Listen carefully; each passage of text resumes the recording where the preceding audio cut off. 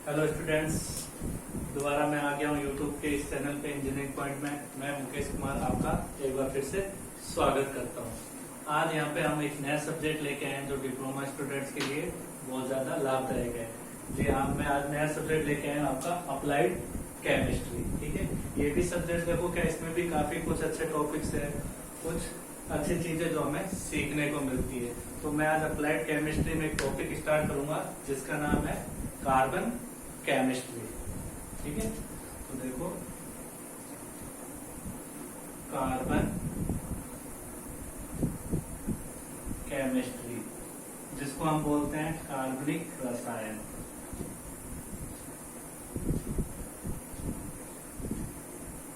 ठीक है, तो देखो जो अप्लाइड केमिस्ट्री है, जो फर्स्ट ईयर के अंदर डिप्लोमा में सब्जेक्ट लगता है अप्लाइड केमिस्ट्री, तो इसके अंदर देखो सबसे ज्यादा इंपॉर्टेंट टॉपिक है कार्बन केमिस्ट्री यानी कार्बनिक रसायन, जो बच्चों को काफी दिक्कत देता है। इसके अंदर आगे चल के जो स्ट्रक्चर आती है उनके नाम लिखना, ठीक है, अलग अलग बॉन्ड किस तरह रिएक्ट करते हैं, तो उन सारी चीजों के बारे में एक एक करके आपसे बात करूंगा। तो देखो सबसे पहले अपने टॉपिक आज के यही रहेगा कि carbon chemistry, what is a carbon chemistry.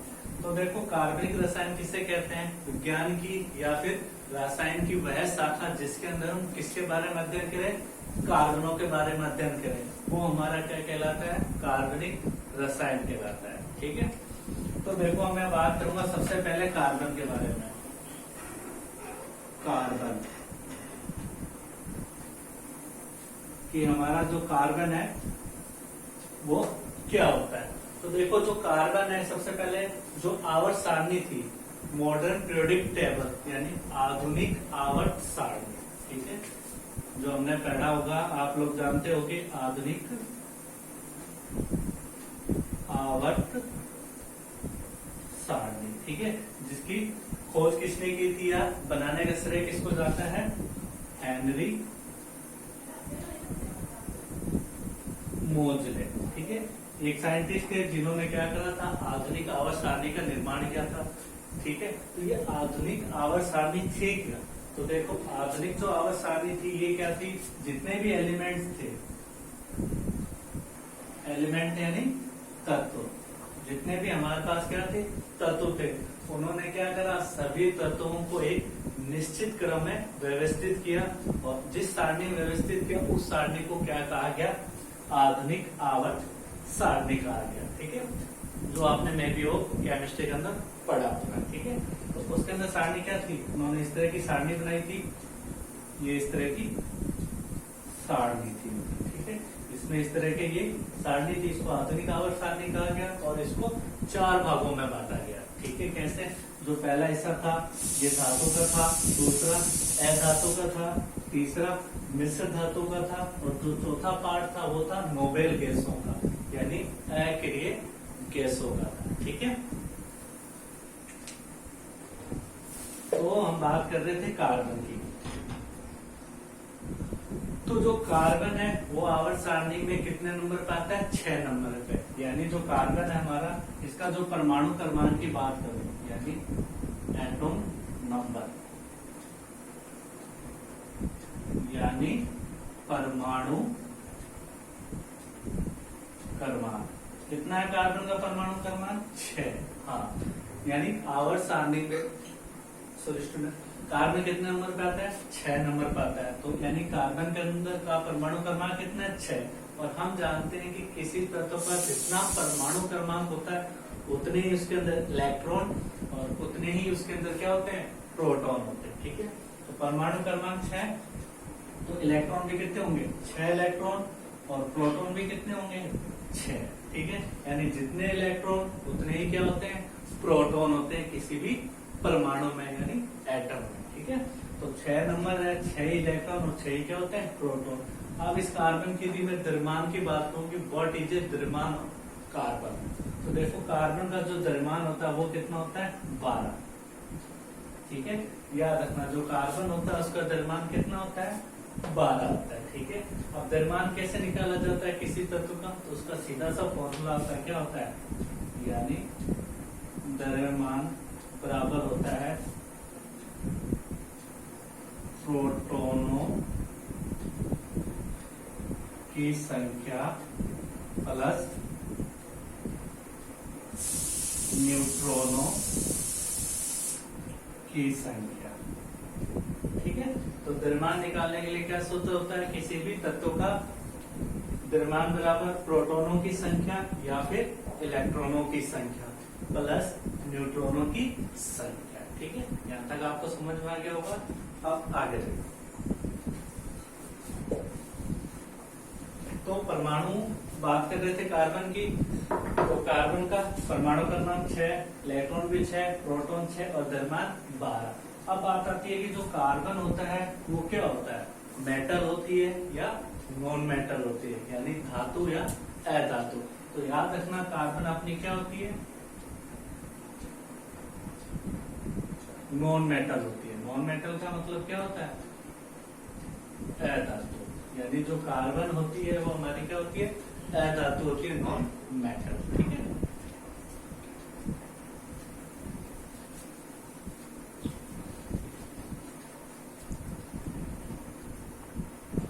अब देखो कार्बन की अपने बात करते हैं विशेषताओं की, या कार्बन की क्या क्या प्रॉपर्टी होती है। तो देखो प्रॉपर्टी, सबसे पहले विशेषता बात करते हैं कार्बन की। पहली विशेषता क्या होती है? कार्बन का याद रखना सिंबल क्या होता है? सी। सी का मतलब क्या होता है? कार्बन। ठीक है, तो कार्बन की सबसे पहले विशेषता क्या होती है? ये क्या होती है? नॉन मेटल होती है, यानी अधातु होती है। ठीक है, कार्बन क्या होती है? नॉन मेटल होती है, अधातु होती है। ठीक है, और दूसरी विशेषता आती है, क्या आती है इसकी? कि जो कार्बन है वो क्या है? अलग अलग रूपों में पाया जाता है, अलग अलग रूपों में। ठीक है, जो कार्बन होता है वो हमारा क्या होता है? अलग अलग रूपों में पाया जाता है। ठीक है, और तीसरी सबसे बड़ी विशेषता होती है इसकी वैलेंसी। ठीक है, वैलेंसी का मतलब क्या होता है? संयोजकता। अब देखो बात करते हैं अपने कार्बन की वैलेंसी की, यानी संयोजकता की।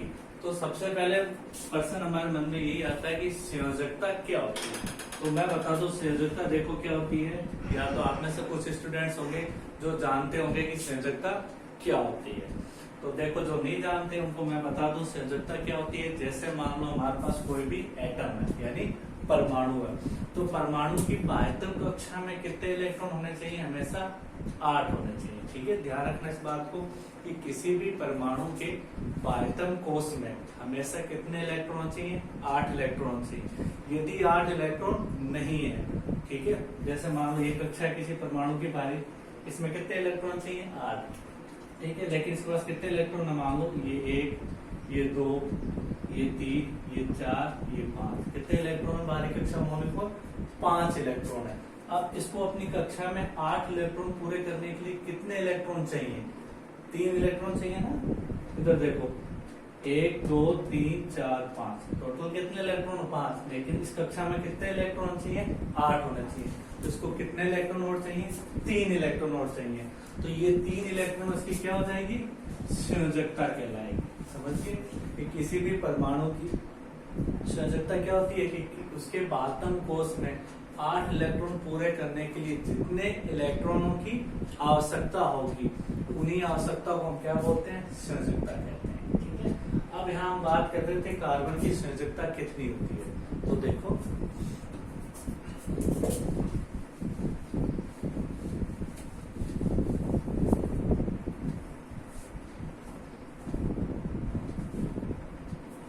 जो कार्बन की संयोजकता है,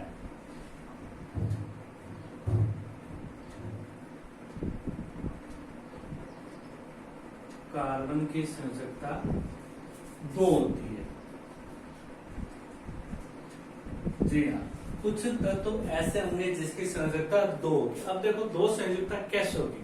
इसके देखो 2 संयोजकता होती है, एक तो होती है +4, दूसरी होती है -4, यानी +4 इलेक्ट्रॉन और -4 इलेक्ट्रॉन। अब यहाँ पे देखो प्लस का और माइनस का क्या आता है? प्लस का तो मतलब क्या होता है कि उसने क्या करा है? इलेक्ट्रॉन को त्याग दिया है। प्लस का मतलब होता है कि जैसे उसने अपने इलेक्ट्रॉन किसी और को दे दिए तो उस पे हमेशा क्या आ जाएगा, प्लस आ जाएगा, ठीक है।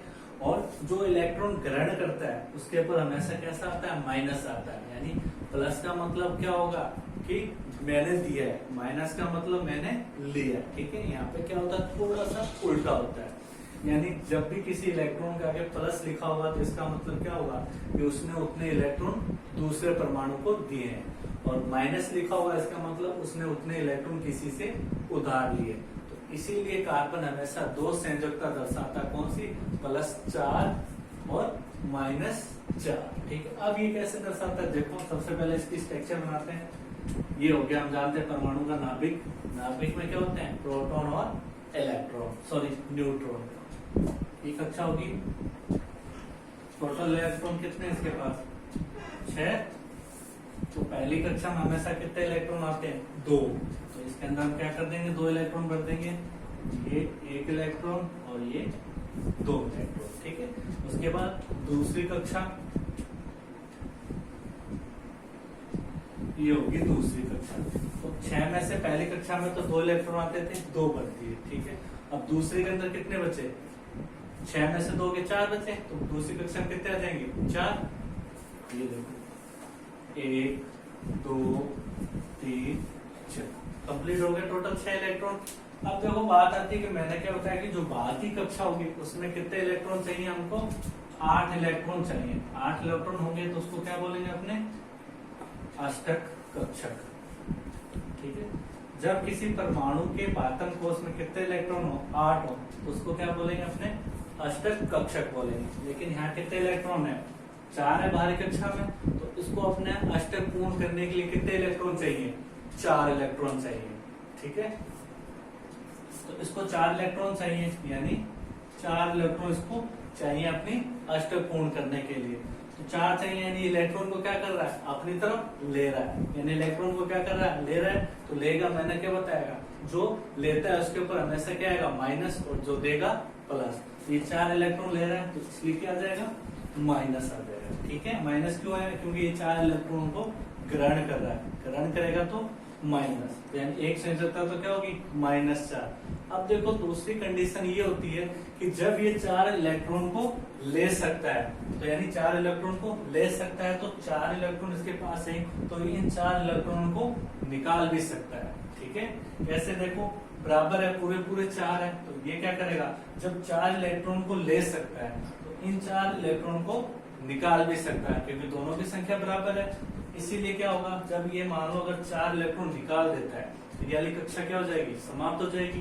केवल क्या बचेगी, ये अंदर वाली कक्षा बचेगी। कैसे, देखो ये बचेगा हमारे पास, ये 1 इलेक्ट्रॉन, ये 2 इलेक्ट्रॉन, और जब ये क्या करेगा, 4 इलेक्ट्रॉन को निकाल देगा, यानी त्याग रहा है, तो त्यागने वाला हमेशा क्या होता है, प्लस।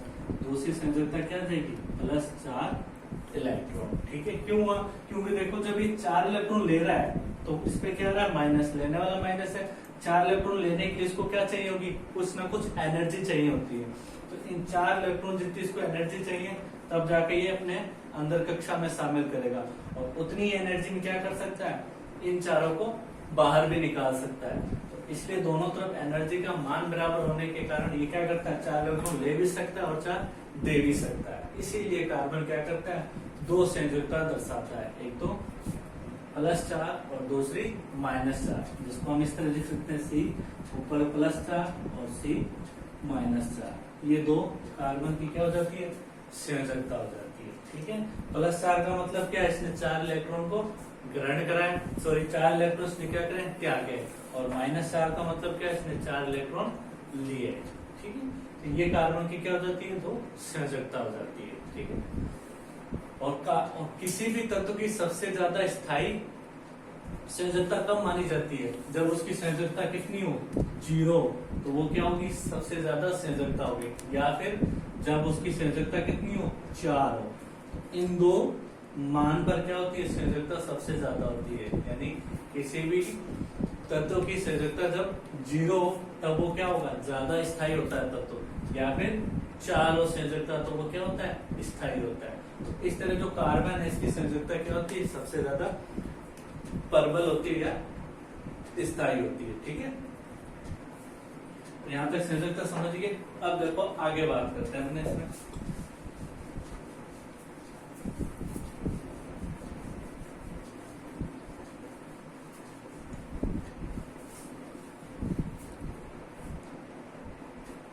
अब देखो जो कार्बन है वो दो प्रकार के पाए जाते हैं, यानी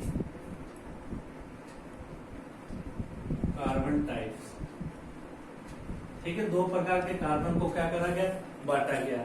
एक तो बांटा गया अपने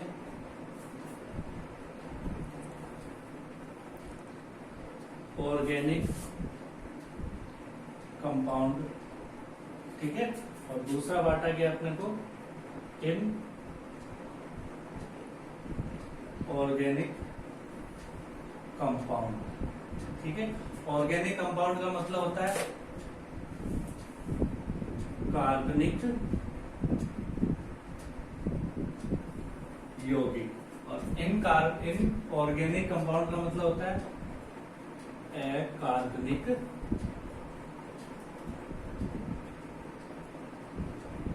यौगिक। ठीक है, इन कार्बन को कितने भागों में बांटा गया, दो भागों में बांटा गया। एक तो ऑर्गेनिक कंपाउंड, दूसरा इनऑर्गेनिक कंपाउंड।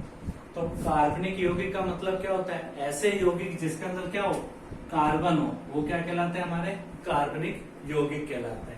और अकार्बनिक यौगिक कौन से कहलाते हैं, जिसके अंदर कार्बन नहीं हो, या यूं कहे कि कार्बन के साथ क्या हो, कोई दूसरा तत्व शामिल हो, तो वो हमारे क्या कहलाते हैं, अकार्बनिक यौगिक कहलाते हैं। ठीक है, कार्बनिक यौगिक क्या होंगे, जिसके अंदर केवल कार्बन ही हो, और अकार्बनिक यौगिक में जिसमें कार्बन के साथ कोई दूसरा तत्व शामिल हो, तो वो क्या कहलाता है, अकार्बनिक यौगिक कहलाता है। ठीक है,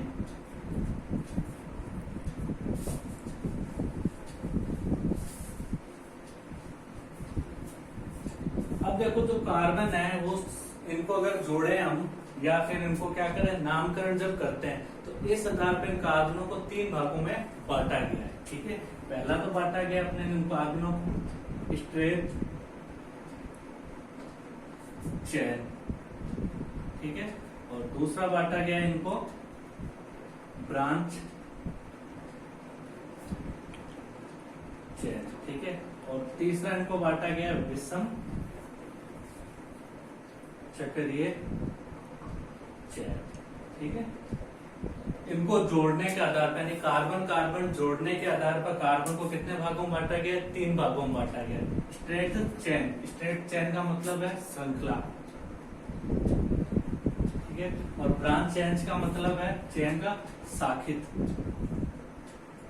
ठीक है, अब देखो सबसे पहले बात करते हैं कि स्ट्रेट चेन क्या होती है, यानी श्रृंखला चेन क्या होती है। इसके अंदर क्या होता है कि कोई भी कार्बन है वो उससे क्या होता है, एक सीधी लाइन के अंदर इस तरह जुड़ता है, यानी स्ट्रेट चेन क्या कहलाती है, जिसमें एक सीधी लाइन बनती हो, किसकी, कार्बन कार्बन की। ये देखो, ये कार्बन से ये कार्बन जुड़ा, इस कार्बन से ये कार्बन, और इस कार्बन से ये कार्बन जुड़ा, तो ये पूरी क्या, एक सीधी लाइन है या सीधी श्रृंखला। तो इस तरह जो कार्बन जुड़े हुए होंगे उनको हम क्या बोलते हैं, स्ट्रेट चेन बोलते हैं। ठीक है, दूसरी आती है ब्रांच चेन। ब्रांच चेन का मतलब क्या होता है, जैसे एक कार्बन से दूसरा कार्बन जुड़ा, इससे इस तरह कार्बन जुड़ गया, इससे इस तरह, फिर इससे ये कार्बन, इससे दूसरा, इससे इस तरह, यानी जिस तरह पेड़ की शाखाएं निकली होती है ना, एक से दूसरी, दूसरी से तीसरी, तीसरी से चौथी, उसी तरह क्या हो, एक कार्बन से दूसरा कार्बन, दूसरे से दो और कार्बन जुड़े हो, उससे और दो जुड़े हो, यानी इस तरह की जो स्ट्रक्चर होगी वो हमारी क्या कहलाती है,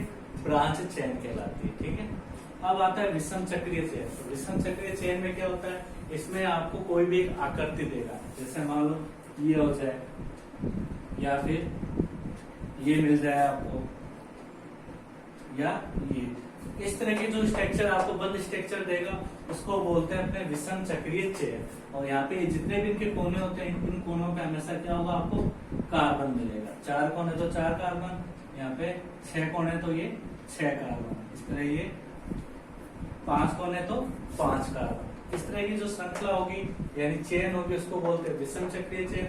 और जो ब्रांच के रूप में होती है वो ब्रांच चेन, और जो सीधी लाइन में चलती है वो होती है हमारी स्ट्रेट चेन होती है। ठीक है,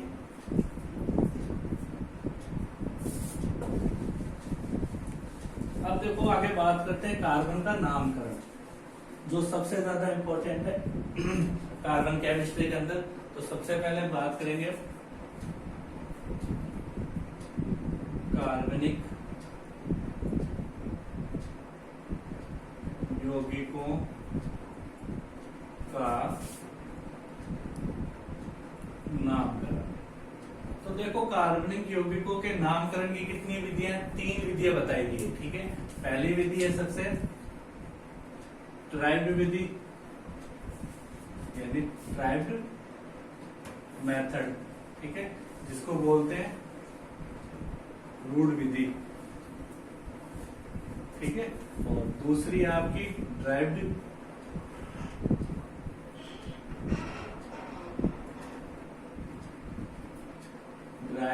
मेथड, जिसको हिंदी में बोलते हैं अपने व्युत्पन्न विधि। और तीसरी विधि है जो सबसे ज्यादा इंपॉर्टेंट है और जिसके बारे में हमें इस पूरे टॉपिक में चर्चा करनी है, डिस्कस करनी है, वो है हमारी तीसरी IUPAC, ठीक है। तीसरी मेथड कौन सा है, IUPAC।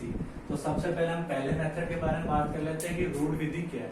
तो देखो रूढ़ विधि उसे कहते हैं, या ट्राइब्ड मेथड उसे कहते हैं कि जहां से जो तत्व मिला है तो उसके आधार पे हमने उसका क्या कर दिया, नाम रख दिया, तो वो हमारा हो गया रूढ़ विधि, ठीक है। इसमें ज्यादा कुछ नहीं पूछेगा तो सिंपल से आपसे डेफिनेशन पूछ सकता है, जो पदार्थ या जो तत्व हमें जिस जगह से मिला है उसको देखते हुए या ध्यान रखते हुए उसका नाम रख दिया गया। जैसे एक एग्जांपल की बात करूं मैं इसके अंदर, तो वो हो जाएगा आपका फार्मिक अम्ल, फार्मिक अम्ल, ठीक है। ये हमें किससे मिला हुआ है, फार्मिक अम्ल, लाल चींटियों से,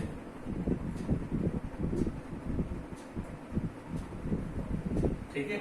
जो फार्मिक अम्ल है वो हमें किससे मिला हुआ है, लाल चींटियों से मिला हुआ है। तो इसीलिए जिस स्रोत से मिला हमने इसके आधार पर इसका नाम क्या रख दिया, फार्मिक अम्ल रख दिया, ठीक है। अब सेकंड बात करते हैं ड्राइव्ड मेथड, यानी व्युत्पन्न विधि। तो व्युत्पन्न विधि का मतलब क्या है कि जैसे कोई एक तत्व मिल गया तो उसके अंदर मैंने क्या करा, उसके अंदर कुछ चेंज कर दिए, या कार्बन को एक जगह से दूसरी जगह कर दिया, या हाइड्रोजन को एक जगह से दूसरी जगह कर दिया।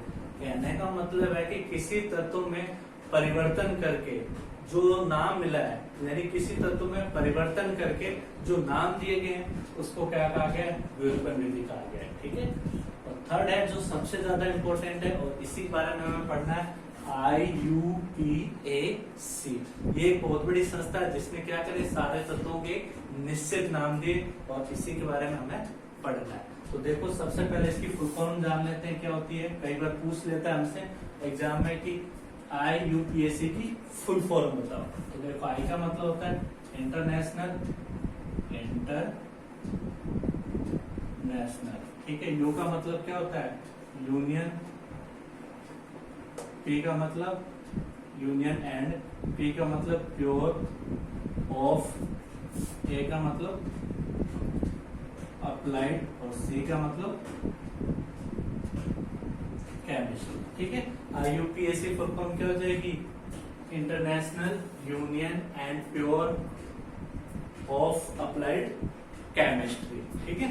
ये इसकी क्या होती है, फुल फॉर्म, और इसके बारे में हमें पढ़ना है। तो इसके अंदर क्या होता है, सबसे पहले 2-3 चीजों का हमें ध्यान रखना होता है। कौन कौन सी होती है वो बताता हूँ मैं आपको।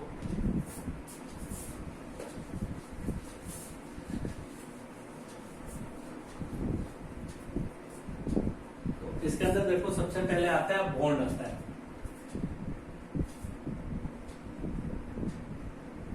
बॉन्ड का मतलब होता है बंध। और ये बंध कितने प्रकार के होते हैं, हमारे पास 3 प्रकार के बंध होते हैं। कौन कौन से, एक होता है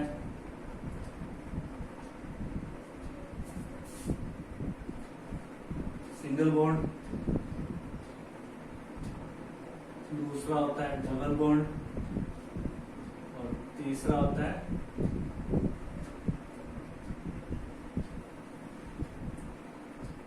ठीक है सिंगल बॉन्ड, डबल बॉन्ड और तीसरा होता है त्रिबंध,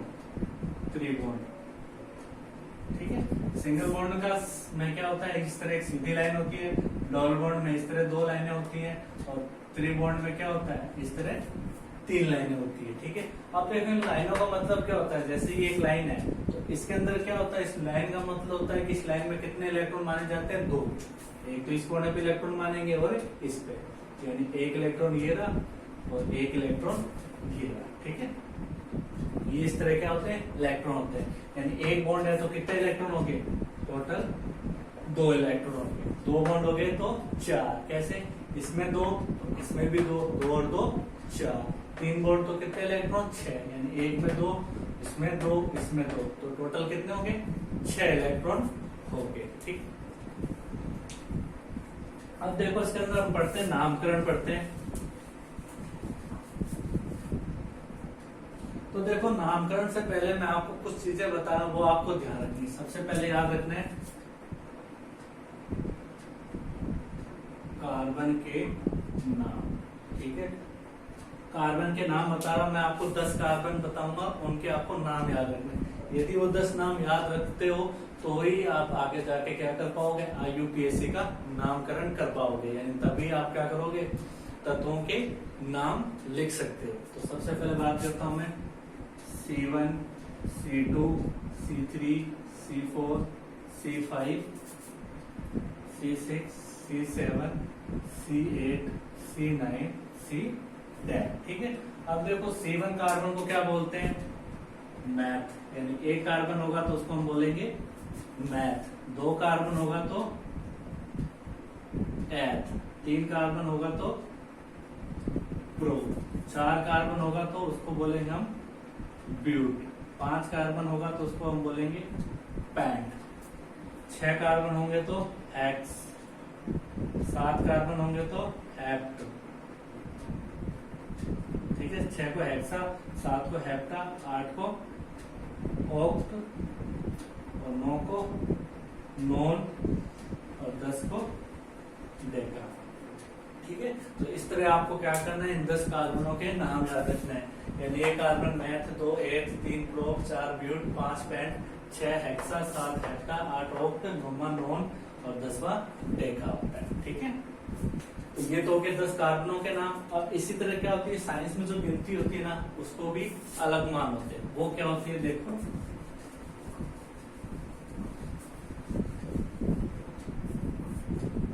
तो देखो गिनती की बात करता हूं मैं, 1 2 3 4 5 6 7 8 9 10। ठीक है, अब देखो साइंस के अंदर एक गिनती को बोलते हैं अपने, एक नंबर को बोलेंगे मोनो।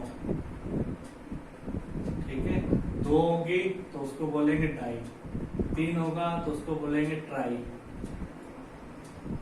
ठीक है, 4 होगा तो उसको बोलेंगे टेट्रा, 5 होगा उसको बोलेंगे पेंटा, 6 होगा उसको बोलेंगे हेक्सा, 7 होगा उसको बोलेंगे हेप्टा, 8 होगा उसको बोलेंगे ऑक्टा और 9 होगा तो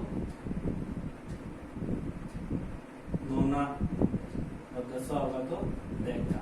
ठीक है, यानी 1 होगा मोनो, 2 डाई, 3 ट्राई, 4 टेट्रा, 5 पेंटा, 6 हेक्सा, 7 हेक्सा, 8 ऑक्टा, 9वां नोना और 10वां डेका। ठीक है, तो ये आपको गिनती याद रखनी है और 10 कार्बन के नाम याद रखने हैं, जो आपको IUPAC में बहुत काम आएंगे। ठीक है, अब देखो इसके अंदर नामकरण स्टार्ट करते हैं। तो उसमें आज सबसे पहले आज हम पढ़ेंगे एल्केन के बारे में। ठीक है, एक नंबर हमारे पास रहेगा एल्केन। ठीक है, एल्केन का मतलब होता है सिंगल बॉन्ड, यानी जिस कार्बन के अंदर सिंगल बॉन्ड आता है वो हमारा क्या होता है, एल्केन होता है। ठीक है, सिंपल सी डेफिनेशन याद रखनी कि जिस कार्बन में सिंगल बॉन्ड आता है उसको हम बोलते हैं एल्केन। ठीक है, इसका एक फॉर्मूला होता है, वो ध्यान रखना आपको। फॉर्मूला क्या होता है, CnH2n+1। ठीक है, ये आपको फॉर्मूला ध्यान रखना किसका होता है, एल्केन का सूत्र होता है। क्या होता है, CnH2n+1। ठीक है, जहां N का मतलब क्या होता है, N का मतलब होता है कार्बन की संख्या। ठीक है, n का मतलब क्या होता है, कार्बन की संख्या। ठीक है, तो चलो स्टार्ट करते हैं इसका नामकरण।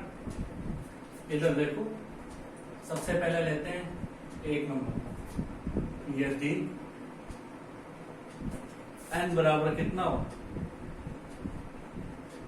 1 हो, तो यदि मैं n का मान कितना ले रहा हूँ, 1, तो ये रहा फॉर्मूला। इस फॉर्मूले में n की जगह 1 रख दो। फॉर्मूला हमारे पास ये है CnH2n+1, CnH2n+1। तो इसमें क्या करो, n का मान रख दो, C का C, n की जगह ये 1, H का H2, n का मान कितना है, 1 प्लस ये कितना है, ये का 1। अब सोल्व कर दो, तो C1 इसको करेंगे कितना हो जाएगा, कितना हो जाएगा, इसको करेंगे 2 × 1 प्लस कितना हो जाएगा,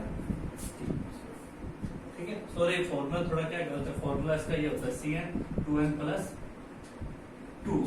ठीक है, तो ये हो जाएगा आपके 2 हो जाएगा। ठीक है, सॉरी थोड़ा फॉर्मूला गलत लिखा दिया मैंने। फॉर्मूला आपका क्या होगा, CnH2n+2। ठीक है, CnH2n+2, n का मान मैंने 1 रखा, ये 1, ये 2 × 1, और यहाँ पे ये हो गया 2।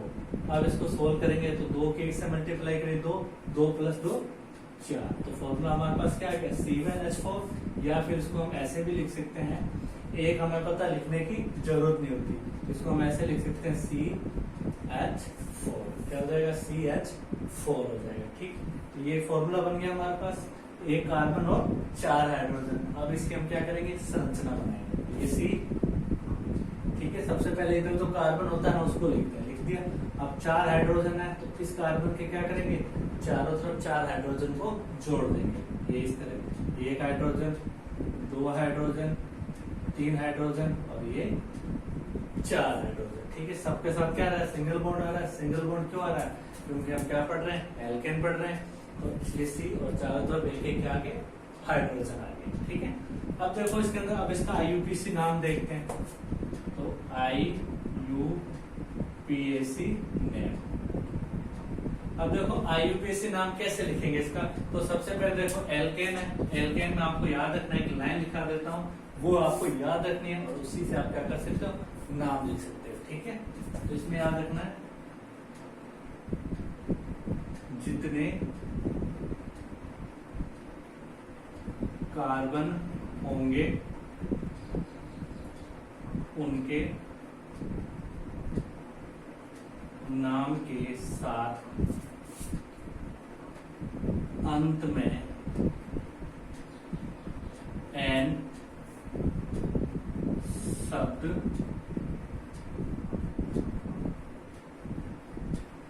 जोड़ना है। ठीक है, जितने भी कार्बन होंगे उनके नाम के साथ हमें अंत में क्या करना है, N शब्द जोड़ना है। कैसे, यहाँ देखो कार्बन कितने हैं, एक कार्बन है, एक कार्बन को हम क्या बोलते हैं, पीछे पड़ के मैथ दिखाया था मैंने, एक कार्बन को बोलेंगे मैथ। एक कार्बन है, उसको बोल दिया मैंने मैथ।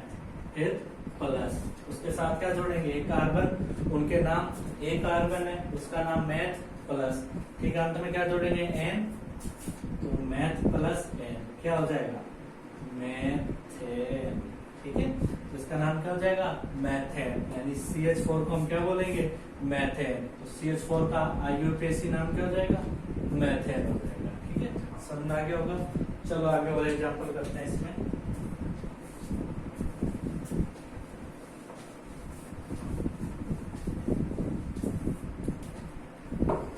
ठीक है, अब मान लो यदि मैं दो n बराबर कितने ले लूं, 2। ठीक है, फॉर्मूला यही है, CnH2n+2। अब इसमें मान रख दो n का, तो C का C, n की जगह 2, H2, n की जगह 2 + 2। सोल्व करो, C2H, 2 × 2 4, 4 + 2 6। तो फॉर्मूला क्या आ गया, C2H6 आ गया। ठीक है, अब इसकी स्ट्रक्चर बना लो। तो वही बात है, आपको हमेशा इधर से उठाना है, लेफ्ट हैंड की तरफ कार्बन को उठाना है। कितने कार्बन है, 2, तो दोनों कार्बन लिख दो, 1 2, लिख दिया। दोनों बीच क्या लगा दो, सिंगल बॉन्ड लगा दो। सिंगल बॉन्ड क्यों, क्योंकि हम सिंगल बॉन्ड पढ़ रहे हैं, तो दोनों कार्बन लिख के बीच में सिंगल बॉन्ड लगा दो। ठीक है, कितने हाइड्रोजन है, 6 है, तो इनके एक कार्बन पे कितने हाइड्रोजन आ जाएंगे, 3 3 आ जाएंगे। 6 हाइड्रोजनों को इन दोनों पे बराबर बांट दो, ये 2, ये 3। आप इस पे 3 ही जोड़ सकते हैं, 4 तो जोड़ नहीं सकते क्योंकि एक तो ये जुड़ा हुआ है। अब इधर देखो, ये 4, ये 5, ये 6, टोटल 6 हाइड्रोजन हो गए। अब देखो इस कार्बन पास 4 इलेक्ट्रॉन हो गए, एक ये रहा लाइन में, एक ये रहा, एक ये रहा, एक ये रहा, ऐसे इसके पास 1 2 3 4 कंप्लीट हो गए टोटल। अब देखो क्या करना है, नाम लिखना है, क्या IUPAC नाम।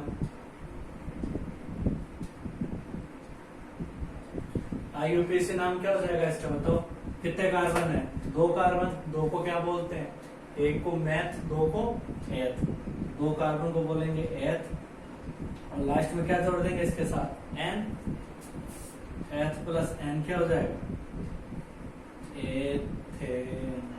ठीक है, ये इसका क्या हो जाएगा, IUPAC नाम हो जाएगा। ठीक है, एक और एग्जांपल कर लेते हैं लास्ट।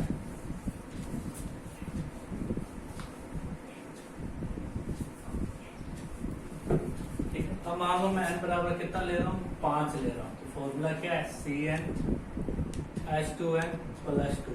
अब n का मान रख दो, तो Cn का मान 5 H 2 × 5 + 2, सोल्व करो, C5H 2 × 5 10, 10 + 2 12। तो हमारे पास क्या फॉर्मूला आ गया, C5H12। ठीक है, अब इसको बनाओ, 5 कार्बन 5 लिख दो, 1 2 3 4 5। ठीक है, और इन सब के बीच क्या लगा देंगे, सिंगल बॉन्ड, 1 2 3 4 आ गया। अब 12 हाइड्रोजन, इन पे सब पे क्या करो, बराबर बराबर से बढ़ते जाओ। यहाँ से स्टार्ट कर दो, ये 1, ये 2, ये 3 4 5 6 7 8, ये 9, ये 10, ये 11 और ये 12। तो कंप्लीट हो गए 12 हाइड्रोजन। अब इसका IUPAC नाम,